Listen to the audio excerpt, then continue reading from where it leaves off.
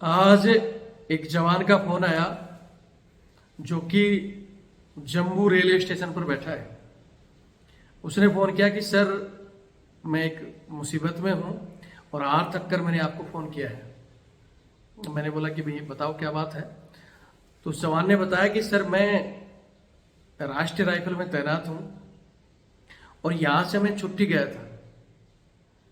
छुट्टी गया, वहां इसकी सिस्टर की तबीयत खराब थी और इलाज इसने करवाया, लेकिन इनकी सिस्टर परलोक सिधार गई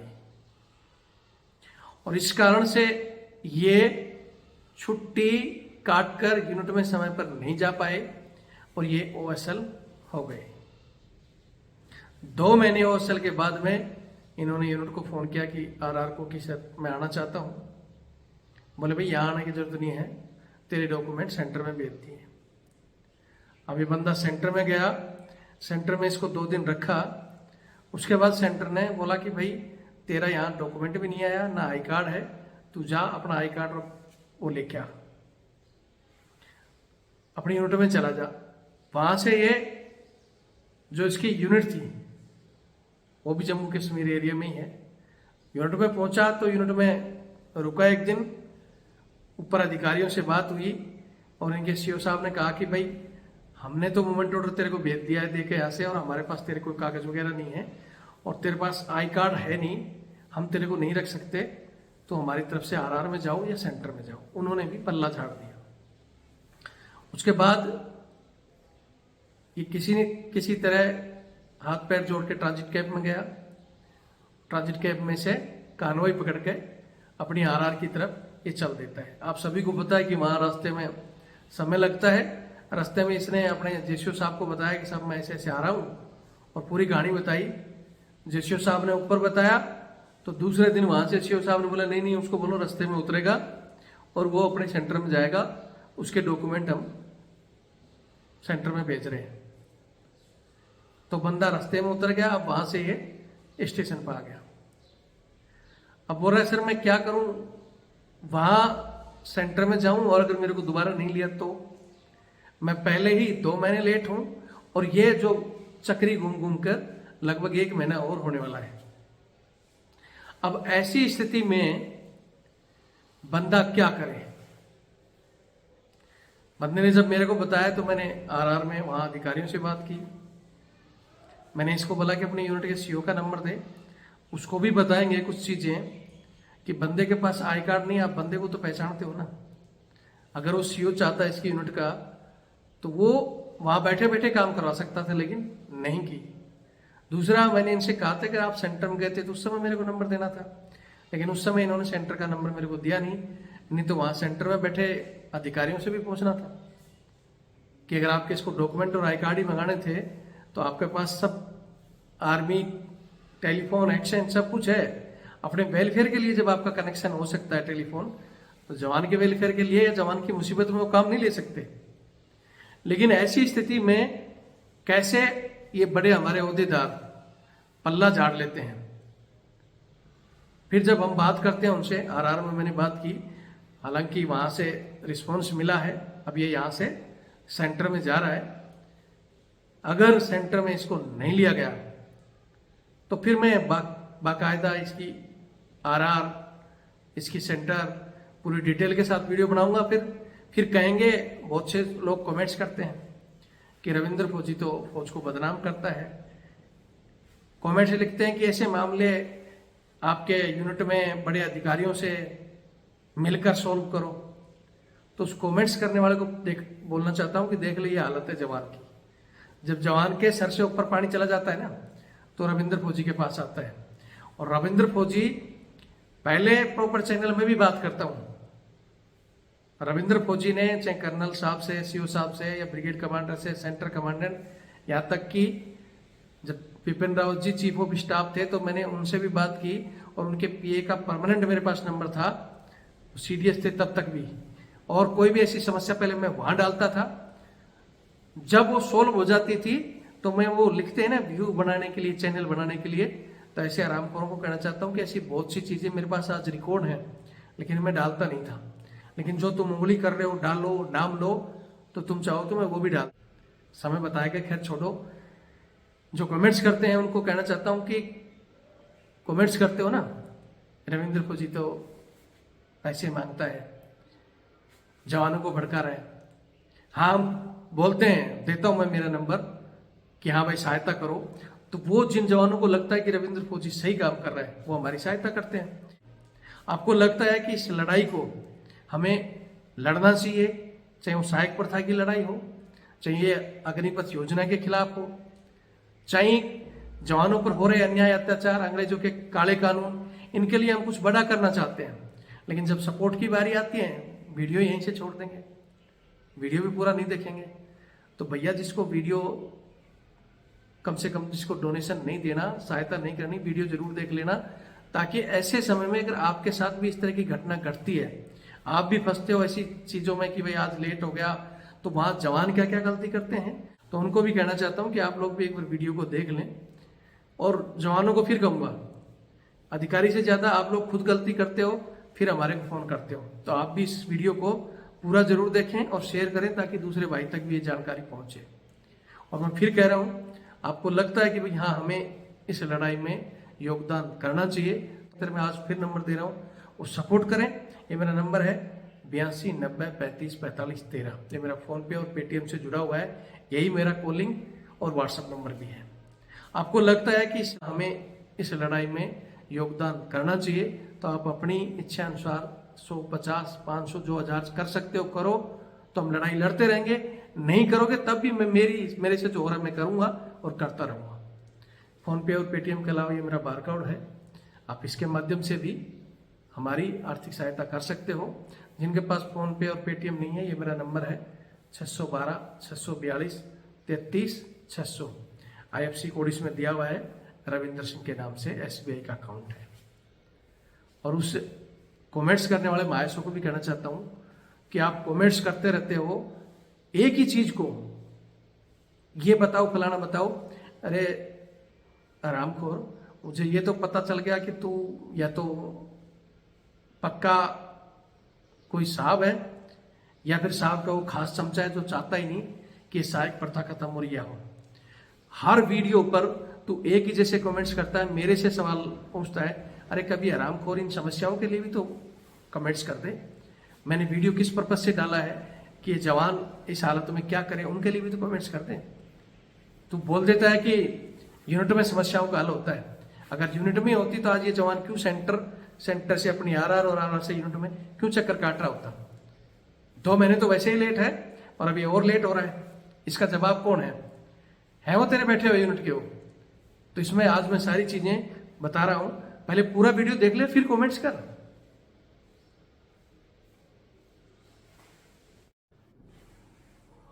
जय हिंद, जय भारत, वंदे मातरम। मैं रविंद्र फौजी आज एक जवान जो कि हमारी राष्ट्रीय राइफल जम्मू कश्मीर में जिसकी ड्यूटी है, वो एक मुसीबत में है। हमेशा की तरह मैं अभी इस वीडियो में उस जवान का नाम नहीं बताऊंगा, लेकिन जवान किस तरह एक मुसीबत में फंसा और कैसे इस मुसीबत से दूर हो सकता है, मेरा वीडियो बनाने का पर्पज ये है कि इससे बाकी जवान को और जवान के साथ साथ जो हमारे ओहदेदार हैं उनको इस वीडियो से सबक लें कि कहीं ना कहीं ठीक है, जवान कोई गलती करता है तो उस गलती की पनिशमेंट का हकदार है। कभी कभी ऐसी परिस्थितियां हो जाती हैं कि उन परिस्थितियों में जवान के साथ ना चाहते हुए भी गलती हो जाती है, हालांकि वो भी उसकी पनिशमेंट लेने के लिए तैयार है। लेकिन जब वो यूनिट में पहुंचना चाहता है तो वहां राष्ट्रीय राइफल कहती है कि हमने तुम्हारे डॉक्यूमेंट भेज दिए सेंटर में। जब बंदा सेंटर में जाता है तो सेंटर कहता है कि भाई हमारे पास डॉक्यूमेंट नहीं आए, हम तुम्हें लेंगे नहीं। मतलब उसको 2 दिन रखा और वापस भेज दिया कि भाई जाओ अपने आई कार्ड वगैरह डॉक्यूमेंट लेके आओ।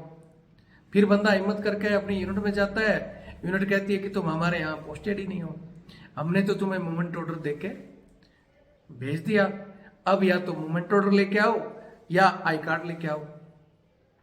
फिर बंदा कोशिश करके जाने की हिम्मत करता है, ट्रांजिट कैब के थ्रू आरआर में जाना आप सभी को पता है कि बिना का आई कार्ड बहुत मुश्किल होता है, लेकिन फिर भी किसी तरह उसका जुगाड़ करके उसको भेजा जाता है। लेकिन रास्ते में ही जब आरआर के अधिकारियों को पता चलता है तो उसको कहा जाता है कि भाई उसके जो एनसीओ के द्वारा कि भाई तुम बीच में ही मतलब ट्रांजिट कैंप से चलकर दूसरे ट्रांजिट कैंप पे पहुंचते हुए कार्रवाई से उसको उतार दिया जाता है कि नहीं नहीं तुम्हारे डॉक्यूमेंट भेज दिए गए हैं। फिर बंदा बात करता है कि भाई डॉक्यूमेंट भेज दिए, मेरा बैग है, उसके बाद मेरा आई कार्ड भी जमा है उसका। हालांकि यहाँ मैं क्लियर नहीं कर सकता कि हो सकता है कौन झूठ बोल रहा है। भाई बंदा ने कहा कि सर मैंने बात की तो उन्होंने बताया कि आपका आई कार्ड आप उतर जाओ कि अभी हम भेज देंगे। ये चीज़ें कही गई कि तुम उतर जाओ और सेंटर में जाओ, तुम्हारा डॉक्यूमेंट पहुंच जाएगा। फिर मैंने राष्ट्रीय राइफल के वहाँ बात की किसी से भी, मैं भी किसी का नाम नहीं लेना चाहता, मेरे पास सब कुछ रिकॉर्डिंग है और वो मैं तभी यूज करता हूँ जब अब की बार ये बंदा फिर सेंटर में जाएगा और सेंटर में भी अगर इसको नहीं लिया और वो फिर बोलेंगे डॉक्यूमेंट नहीं आए, तो फिर मैं ये सोशल मीडिया पर उसकी रिकॉर्डिंग और बाकायदा सब चीज़ें डालूंगा। लेकिन यहाँ परिस्थिति ये होती है कि मुझे बोला जाता है कि नहीं इसका 10 दिन हो गया है और 10 दिन पहले इसके डॉक्यूमेंट भेज दिए। यहाँ पहले तो मैं आपको कहानी बता देता हूँ उस जवान के साथ क्या घटना घटी है। जवान राष्ट्रीय राइफल में कार्यरत था और पिछले साल सितंबर के महीने में उसकी सिस्टर की तबीयत खराब होती है, वो छुट्टी आता है, इलाज करवाता है, लेकिन उसकी सिस्टर सीरियस हुई और वो परलोक सिधार गई। उसके छोटे छोटे बच्चे, उसके लिए इसने फिर छुट्टी बढ़वाई कि सर मुझे कुछ दिन छुट्टी और दो, मैं इन बच्चों का सेटिंग करके आऊँगा। हालांकि इसकी 10 दिन छुट्टी बढ़ी है। सीओ साहब ने बोला कि ठीक है भाई जो भी है, मैं धन्यवाद दूंगा सीओ साहब का यहाँ के उन्होंने उसकी छुट्टी भी बढ़ाई है। छुट्टी बढ़ाकर 10 दिन में हालांकि उसका काम नहीं हुआ, लेकिन फिर भी उसने सीओ साहब को बोला कि सर काम तो नहीं हुआ, तो बोले तो भाई एक बार आ जा और फिर जैसे ही होगा तुम्हें छुट्टी भेज देंगे। तो जवान आया है, 2 महीने वहाँ फिर उसने ड्यूटी की है और फिर उसने बताया कि सर मुझे अब कुछ और ऐसे कार्य हैं, आपको पता है डेथ के बाद में जो भी चीज़ें हैं वो करनी थी, तो 2 महीने बाद वो छुट्टी गया। 2 महीने बाद छुट्टी जाने के बाद में उसको नवंबर में रिटर्न करना था वापस, लेकिन उसका कुछ काम पेंडिंग रह गया। उसने फिर फोन किया छुट्टी के लिए, तो इस बार उसका काम नीचे लेवल तक की बात हुई और नीचे लेवल में उसको मना कर दिया गया कि भाई नहीं अब छुट्टी नहीं दे सकते हम। चलो ठीक है, यूनिट की भी जिम्मेवारी रही होगी या सीओ साहब तक नहीं पहुंची, क्या कहानी इसका मैं कोई टिप्पणी नहीं करना चाहता। लेकिन जब इसको नहीं मिली तो वहां से ये ओएसएल यानी अपनी मर्जी से लीव पर कि मैं काम करा के ही जाऊंगा। नवंबर से जब ये रुका तो ऐसे में मैं यहाँ जवानों के लिए एक संदेश छोड़ना चाहता हूँ। हालांकि भगवान की मर्जी के आगे किसी की नहीं चलती है, लेकिन कई बार मेरे से ऐसे बहुत से जवानों के मेरे पास कॉल आते हैं कि सर हमने छुट्टी मांगी थी या छुट्टी बढ़ाई थी, मुझे नहीं मिली। तो मैं ये कहता हूँ कितने दिन की छुट्टी आपने मांगी थी, आपका काम क्या है, आपने प्रॉपर अपने कंपनी कमांडर सीओ साहब तक मैसेज दे दिया कि इतने दिन की मुझे छुट्टी चाहिए, उसके बावजूद आपको छुट्टी नहीं मिल रही, तो अगर काम एडजस्ट हो सकता है तो आप यूनिट में जाओ। अगर फिर भी कि नहीं भाई मैं तो जा नहीं सकता, जो सजा मिलेगी उसके लिए तैयार हूं, तो आप उतनी ही, आपको 10 दिन मांग रहे थे, 1 महीना मांग रहे थे, उतना ही काट के और जो भी आपके डॉक्यूमेंट है रिक्वायरमेंट वो लेकर यूनिट में रिपोर्ट कर देनी चाहिए। लेकिन यहां से कुछ खेल अलग हो जाता है। यहां से क्या खेल होता है, वो किसी न किसी ऐसे लोगों से बात करता है या मन में विचार आते हैं कि भाई अब मैं लेट तो हो ही गया और मैं अब मेरा काम भी हो गया, लेट हो गया, सजा तो मिलेगी, मैं और काट लेता हूँ। और ऐसे करके बंदा धीरे धीरे लेट की स्थिति बढ़ने लग जाती है। तो ऐसे इनके साथ भी हुआ। अमूमन यही होता है लेकिन ये नहीं करना चाहिए, यहां से आपकी गलती पर गलती शुरू हो जाती है। और फिर ये बंदे ने जनवरी में जाने का प्रोग्राम बनाया, 2 महीने लेट के बाद में, नवंबर दिसंबर इसने मतलब एक्स्ट्रा काटे और फिर जनवरी में इसने यूनिट में कॉल किया कि मैं आना चाहता हूं सर, और मेरे पास ये पुरानी लीव स्लिप है, लेगा कि नहीं पता नहीं ट्रांजिट कैब, तो आप या तो कुछ भेज दो या बात करो। ऐसी बातें हुई, लेकिन वहाँ यूनिट के पास जब वो तो भाई यारी पोस्टिंग है और इतना गौर भी नहीं करते वहाँ भी, तो उन्होंने कहा कि भाई तेरे डॉक्यूमेंट हमने सेंटर को भेज दिया, अब यहाँ आने की जरूरत नहीं है।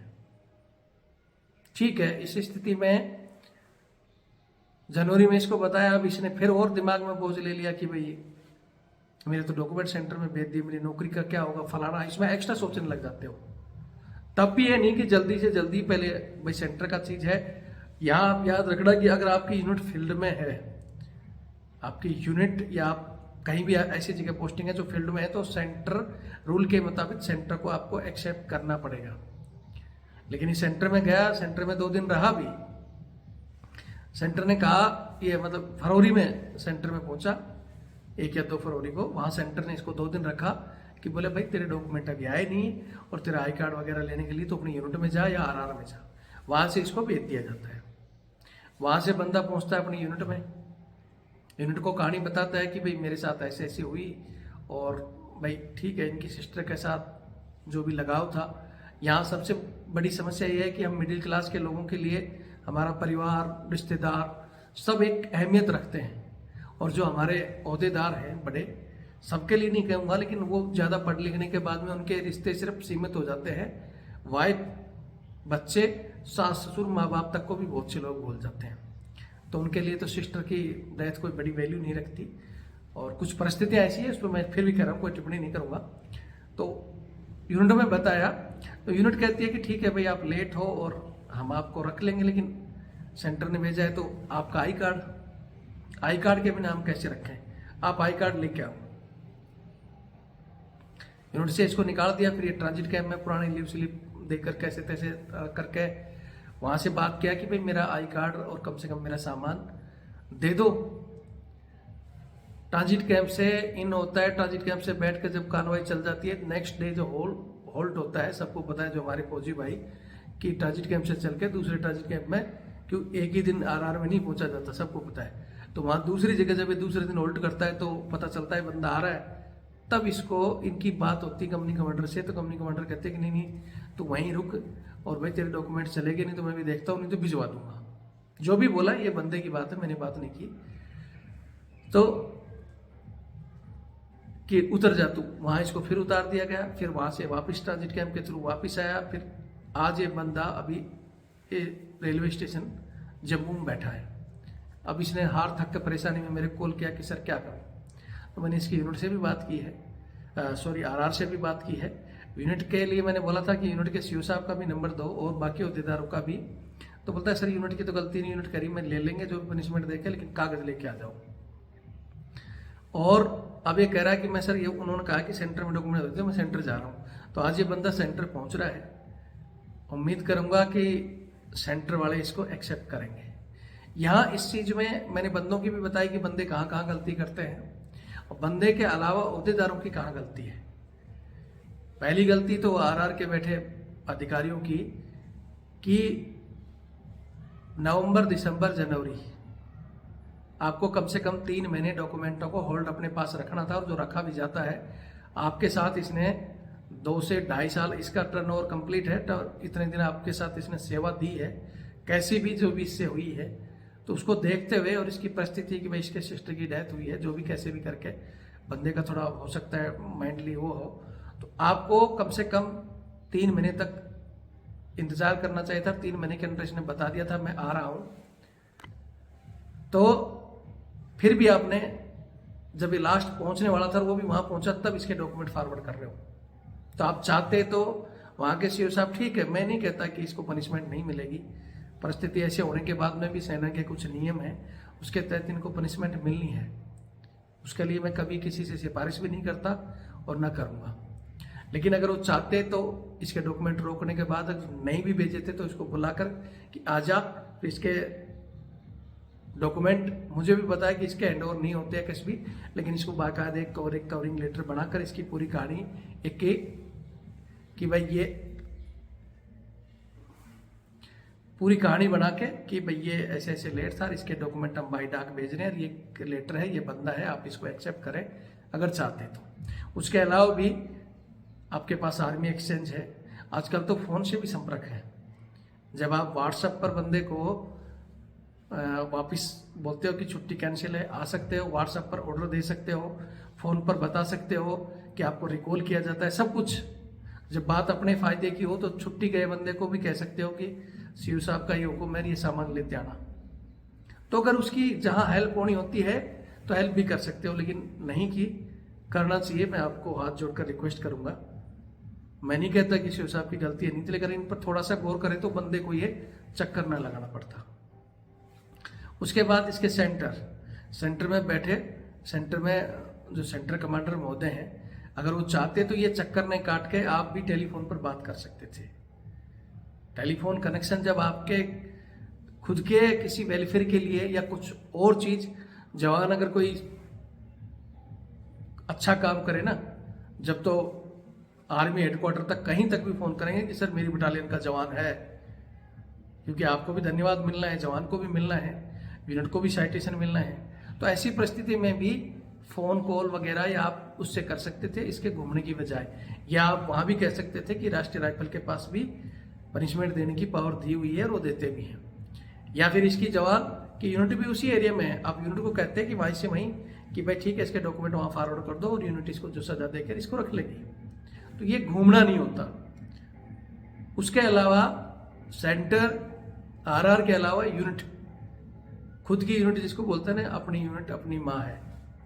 हमें बहुत शिक्षा देते हैं कि यूनिट तो माँ होती है, सीओ माई बाप होते हैं, सेंटर तो इसका मतलब हमारी वो भी जननी है। तो यूनिट इसको बोलती है कि नहीं हम रख लेंगे, जो पनिशमेंट बनती है जो हो कम से कम देकर आपको रखेंगे भी, लेकिन आई कार्ड लेके आओ। मतलब बंदे की आई कार्ड की वैल्यू उसकी इंडिविजुअल की वैल्यू नहीं, जिसने इतने साल आपके साथ बिताए, जिसको आप बाई फेस जानते हो। वैसे तो बहुत से आदेश निकल जाते हैं कि सिविल ड्रेस में भी साहब को सैल्यूट नहीं मारा। हम भी तो कह सकते हैं आई कार्ड नहीं देखा आपका, आप ड्रेस में नहीं थे, लेकिन हम सिर्फ आपके उस ओहदे को, आपके पहचान को सिविल ड्रेस में भी सैल्यूट मार देते हैं, सिविल ड्रेस में भी आपके आदेश मानते हैं। तो आप भी ऐसी स्थिति में चाहते तो वहां रोककर सेंटर से, सेंटर कमांडेंट से बात करते कि ये कहानी है, हम इसको यहाँ रख रहे हैं, डॉक्यूमेंट हम यहाँ मंगा रहे हैं। वैसे तो टीडी के लिए, यूनिट के लिए मैंने भी आरआर काटी है, 2 बार काटी है। जेएनके का मेरा टर्नओवर 7 साल रहा है। मैंने खूब देखा वहाँ यूनिट के सीओ साहब को अफसर मैस के लिए गिलास चाहिए थे, उत्तर प्रदेश से गिलास लेने टीम आई थी टीडी, जिसमें मैं भी शामिल था, कि जाओ छुट्टी, उसके बाद में विद टीडी आते टाइम ये काम करके आ जाना। फोन भी चलते रहते थे, ये काम हुआ कि नहीं, कहाँ पहुंचे, बढ़िया तरीके से लड़ा। तो इस समय भी अगर कोई भी एक अधिकारी, मेरे को जरूरत नहीं पड़ती कि मैं वहां बात करूं यूनिट में, फिर अब वो कह रहे हैं कि आप इनकी मदद करो, सेंटर में बात कर लो। लेकिन सेंटर में तो बात जब होगी जब वो बंदा पहुंचेगा दोबारा, क्योंकि पहले अगर मेरे को बताता तो हो सकता है मैं सेंटर कमांडेंट से बात कर सकता था। मुझे किसी से भी बात करने में ना तो डर लगता है, और ये कई बार कहते हैं कि आप कौन हो, तो मैं एक इसी सेना का अंग रह चुका हूं, और एक एक्स सर्विसमैन होने के नाते मैं जनरल साहब से भी बात करूं तो उनको भी एतराज नहीं होना चाहिए।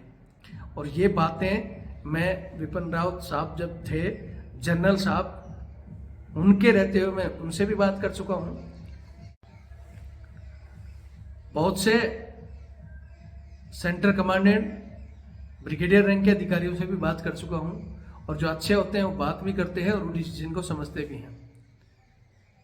कई जगह लेफ्टिनेंट जनरल लेवल तक के अधिकारी बैठे हैं, जरूरत पड़ने पर उनसे भी बात की है।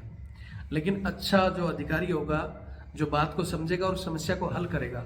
लेकिन कई लपुर पंचू जिसको बोलते हैं ना फौज की भाषा में, लपर चट्टू या नया नया रैंक मिला हुआ आदमी, वो अर्जुनेंट भी होगा तो बोलेगा आप किससे बात कर रहे हो, या तो वो बोलेगा या फिर हमारी ही रैंक के कुछ 2-4 वो लगा लेते हैं तो वो भी बोलेंगे। ये कोई गुनाह नहीं है। आपका जवान आपसे बात कर रहा है, किन परिस्थितियों में, चाहे जवान हो चाहे हम हो, बात कर रहे हो तो आपको तमीज से बात करके उस समस्या का हल निकालना चाहिए। लेकिन ऐसी स्थिति में बहुत से लोग कुछ गलत करते हैं, कुछ वो करते हैं, ये नहीं करना चाहिए। हमारा काम सिस्टम को सुधारना है, हम सिस्टम को सुधारने की पहल कर रहे हैं, लेकिन उसमें भी कुछ एक चमचों को मिर्ची लग जाती है कि रविंद्र फौजी तो बदनाम कर रहा है सेना को, ये फलाना लिखना। मेरी किसी अफसर से निजी दुश्मनी नहीं है, मेरे रिश्तेदारों में, मेरे उसमें भी बहुत अच्छे अधिकारी हैं और सबसे मिल बैठ के बात भी करते हैं, सबके साथ अच्छा व्यवहार भी है, अच्छे लोगों के साथ। और जो बुरा है वो चाहे मेरा खास होगा, मैं उससे भी इसी लहजे से बात करता हूँ। मैं गलती करता हूँ तो मैं स्वीकारता भी हूँ कि हाँ मेरी गलती है। अगर यही चीज हर आदमी सोचे ना कि ठीक है, आपकी ईगो को साइड में रख के कम से कम किसी के भले के लिए काम करोगे तो इस दुनिया में आपकी वैल्यू होगी, याददाश्त रहेगी। घटिया काम करोगे तो लोग मरने के बाद भी गालियां देंगे, याद रखना। तो अब ये जवान जा रहा है सेंटर में, अगर वहाँ एक्सेप्ट कर लेते हैं तो सेंटर का और कमांडेंट महोदय का धन्यवाद।